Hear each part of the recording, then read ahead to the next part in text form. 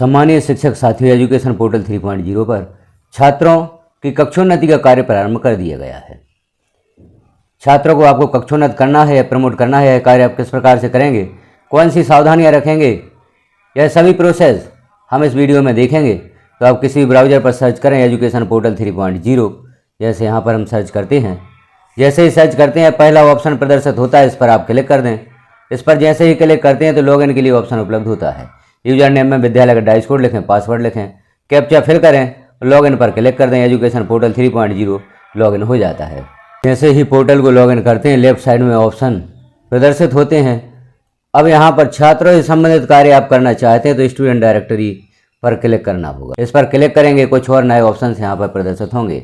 Student admission, detail student admission, update student profile, generate transfer certificate, account detail update, और भी हम आगे देखें एडमिशन रिपोर्ट, टीसी से संबंधित ऑप्शन भी यहाँ पर दिया गया है।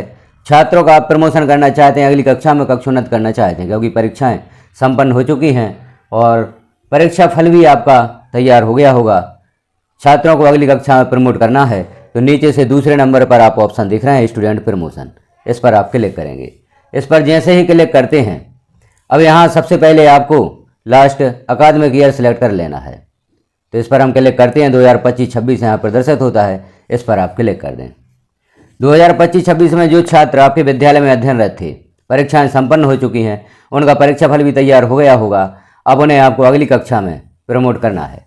तो जैसे हम देखते हैं कक्षा 6 के छात्रों को आपको प्रमोट करना है तो यहाँ पर कक्षा 6 आप सिलेक्ट करेंगे। जिस कक्षा के भी छात्रों की कक्षोन्नति आप करना चाहते हैं उस कक्षा को यहाँ पर सिलेक्ट करेंगे और सर्च पर क्लिक कर देंगे। सर्च पर जैसे ही क्लिक करेंगे तो कक्षा 6 या जो कक्षा आपने सिलेक्ट की है उन छात्रों की सूची यहाँ पर ओपन होगी। अब आप देख लें, यह जो सूची ओपन हुई है यह वही छात्र हैं जो 2025-26 में आपकी कक्षा 6 में दर्ज थे। अब इन छात्रों की आपको कक्षोन्नति करना है। तो यहाँ जानकारी दी गई, सरल क्रमांक है, एक्शन में चेकबॉक्स बना हुआ है, student ID, student name, father name, date of birth और अपीयर्ड इन एग्जाम। यहाँ जो छात्र परीक्षा में बैठे हैं उनके लिए आपको एस सेलेक्ट करना है। स्कूल स्टेटस सेम स्कूल, अर्थात अगली कक्षा वह विद्यार्थी आपके ही विद्यालय में अध्ययन करेगा तो यहाँ पर सेम सेलेक्ट करें। और यदि वह किसी अन्य विद्यालय में एडमिशन लेने हेतु जाएगा तो वहाँ पर अदर सेलेक्ट करें। यहाँ पर ध्यान रखें, उन्हीं छात्रों के लिए अदर सेलेक्ट करना है जैसे कक्षा 5वीं उत्तीर्ण करके विद्यार्थी अन्य विद्यालय में जाता है, या कक्षा 8वीं उत्तीर्ण करके, या कक्षा 10वीं उत्तीर्ण करके, या कक्षा 12वीं उत्तीर्ण करके, उन छात्रों के लिए अदर सेलेक्ट करना है। अन्य छात्र जैसे कक्षा 6 के छात्र कक्षा 7 आपके ही विद्यालय में अध्ययन करेंगे तो यहाँ पर सेम सेलेक्ट करना है। अब यहाँ अपीयर्ड इन एग्जाम में हम एक विशेष ध्यान रखें, जो छात्र परीक्षा में उपस्थित हुआ है उसने परीक्षा दी है उसके लिए आपको एस सेलेक्ट करना है। एस सेलेक्ट करेंगे और यहाँ चेक बॉक्स क्लिक करके इस जानकारी को जैसे ही सबमिट करेंगे यह छात्र अगली कक्षा में प्रमोट हो जाता है। जो छात्र परीक्षा में अनुपस्थित हैं उनका रिजल्ट अभी आप ना भरें, उन्हें कक्षोन्नत ना करें, और जो छात्र परीक्षा में उपस्थित हैं और उत्तीर्ण हो गए हैं उन्हीं छात्रों का परीक्षा फल यहाँ पर प्रविष्ट करें। अब जैसे हम यहाँ पर एक छात्र का उदाहरण देख लेते हैं, कैसे आपको रिजल्ट यहाँ पर या कक्षोन्नति करना है। जैसे 13वें नंबर पर जो छात्र है परीक्षा में उपस्थित है और अगली कक्षा में सेम स्कूल में ही रहेगा तो एस और सेम यहाँ पर सिलेक्ट करना है। परीक्षा में छात्र उपस्थित था और आपके ही विद्यालय में अध्ययन करेगा तो यहाँ पर सेम सिलेक्ट करना है। यह जो हम कक्षोन्नति देख रहे हैं कक्षा 3, 4 या 1 से लेकर 4 तक और 6-7 के लिए आप उपयोग कर सकते हैं। अब इस छात्र को आप कक्षोन्नति देना चाहते हैं तो जो चेक बॉक्स है यहाँ पर इसे क्लिक कर दें। इस पर क्लिक कर देते हैं और सेव पर क्लिक करते तो यह छात्र अगली कक्षा में प्रमोट हो जाता है। कुछ सावधानियां यहाँ पर रखना जरूरी है क्योंकि कुछ गलतियाँ विगत वर्ष में हमारे द्वारा हो गई थी। जैसे कि यहाँ पर अपीयर्ड इन एग्जाम यस और नो हमें सेलेक्ट करना था। छात्र परीक्षा में अनुपस्थित रहता है, जैसे हम देखते हैं कक्षा 5वीं और 8वीं में छात्र मुख्य परीक्षा में अनुपस्थित रहता है, लेकिन सेकंड जो चांस छात्र को प्राप्त होता है परीक्षा का द्वितीय अवसर, उसमें छात्र बैठ जाता है परीक्षा में और उत्तीर्ण हो जाता है। यदि आप यहाँ पर अपीयर्ड इन एग्जाम में नो सेलेक्ट कर देते हैं और सेम सेलेक्ट करते हैं तो यह छात्र अनुत्तीर्ण हो जाता है। जब छात्र की द्वितीय परीक्षा होगी या द्वितीय अवसर में छात्र परीक्षा में बैठेगा और उत्तीर्ण हो जाता है तो वहाँ पर फिर छात्र का आप रिजल्ट फिल नहीं कर पाएंगे। तो अभी ऐसे ही छात्रों का आप यहाँ पर चेक बॉक्स क्लिक करें जो छात्र परीक्षा में बैठे हैं और उत्तीर्ण हो गए हैं, क्योंकि जो छात्र अनुत्तीर्ण हो जाते हैं उनके लिए आपको द्वितीय अवसर भी देना होता है, चाहे वह कक्षा 1 से 4 हो, चाहे वह कक्षा 6 से 7 में हो, तो द्वितीय अवसर भी आपको देना होगा। तो यहाँ पर उन्हीं छात्रों को अभी आप कक्षोन्नत करें जो छात्र परीक्षा में बैठे हैं और उत्तीर्ण हो गए हैं, और जो छात्र अभी परीक्षा में नहीं बैठे हैं उनके लिए चेक बॉक्स क्लिक ना करें, क्योंकि जब तक आप चेक बॉक्स क्लिक नहीं करते यह छात्र इसी कक्षा में प्रदर्शित होंगे। यदि एक बार चेक बॉक्स क्लिक करके आप सेव पर क्लिक कर देते हैं तो यह छात्र अगली कक्षा में प्रमोट हो जाते हैं, या एपीआरडीएन एग्जाम में आपने नो सिलेक्ट किया है तो यह छात्र इसी कक्षा में रहते हैं और फिर इन जानकारियों में आप सुधार नहीं कर पाते। इन जानकारियों में सुधार करना चाहते हैं तो हमें फिर इन्हें रोल बैक करवाना होता है, जो एक कठिन कार्य होता है जो जिले स्तर से होता है।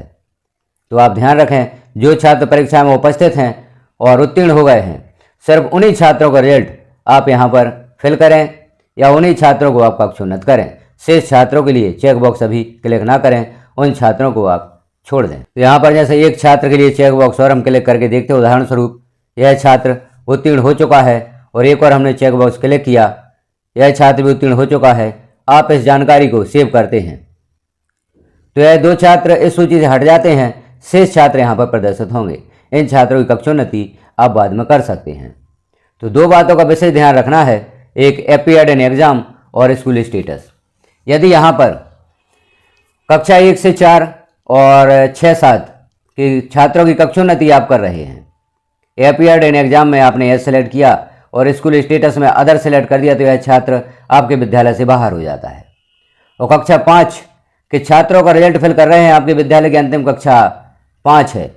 यदि आप यहाँ एपीआरडीएन एग्जाम में एस सेलेक्ट करते हैं और स्कूल स्टेटस में सेम सेलेक्ट रहने देते हैं तो यह छात्र उत्तीर्ण तो हो जाता है लेकिन आपके ही विद्यालय में दर्ज रहता है, जो एक बड़ी परेशानी का कारण बनता है।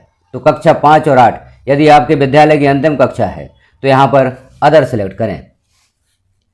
और यदि आपका विद्यालय एकीकृत है, कक्षा 5 में विद्यार्थी अध्ययनरत था और आपके विद्यालय में ही कक्षा 6 संचालित है, यह छात्र कक्षा 6 में आपके विद्यालय में ही अध्ययन करेगा।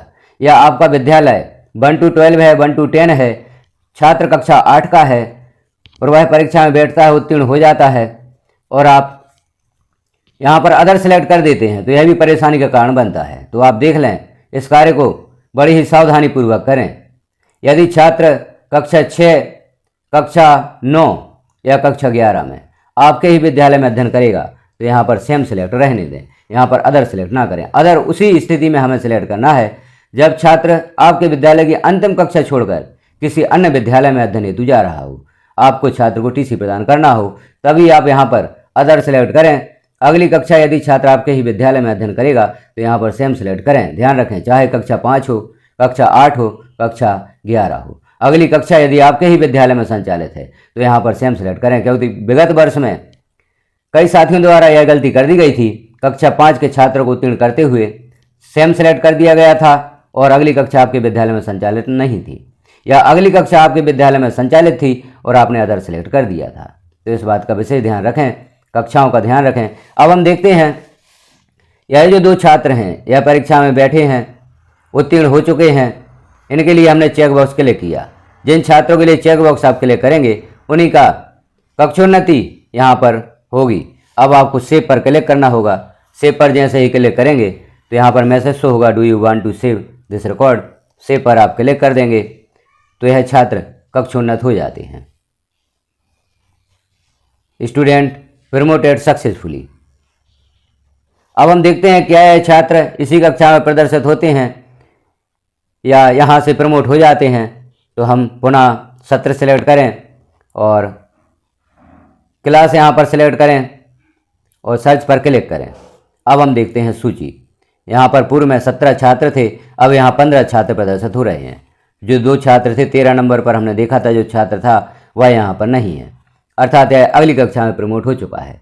तो इस प्रकार से आप छात्रों को कक्षोन्नति देंगे। कक्षोन्नति की प्रक्रिया प्रारंभ कर दी गई है।